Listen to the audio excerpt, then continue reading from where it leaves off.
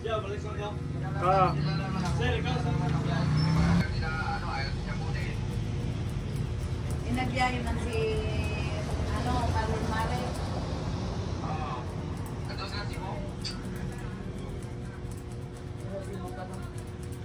Si mamaya pa.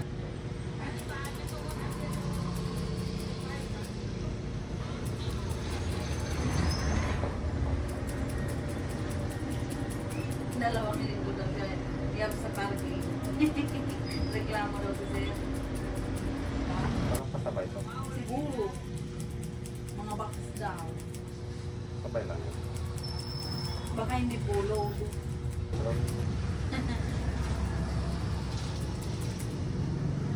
pag marami itong diesel, bibili ka ng gupit sa akin. pagbalik. Oo. Yan ang kaya doon sa amin, isa lang ng taga-bukit niya, steady lang yun din. Pag umuwi kami ng people, yun lang parang taga-bukit niya. Busy man nung nakaraan, hindi siya nagpagupit. Ganyan na yung buhok niya. Kala ko nga, hindi na to balik si Sir eh. Pangalawang beses ko na mag-gupit sa kanya. Kasi Mahaba yun. first time mo yung gupitan siya ng ganyan. Pinagupitan ko ulit. Siyempre, hindi pa kabisado yung ulo. Sa Bicol, sanay na sa ulo niya. Pag nakita siya, yun talaga ang inulong sa kanya. Hindi na siya magtanong, talagang gano'n ang gupit. Hindi, magaling yun Sir, basta ganun. Pag ganito yung gupit, tapos gusto niya, magaling yung barbero.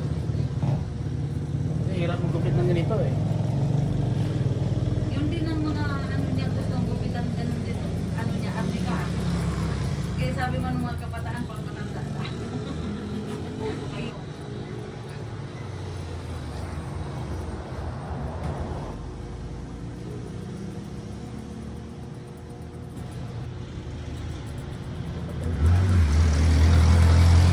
Yan na lang.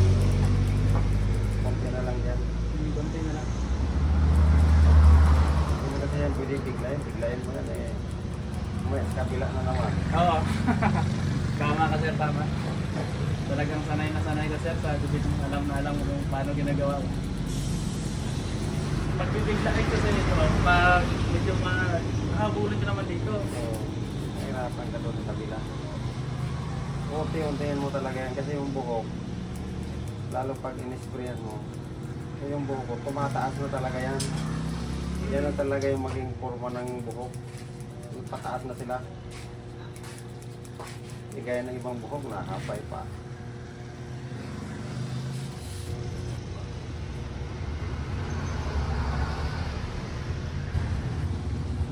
Bata.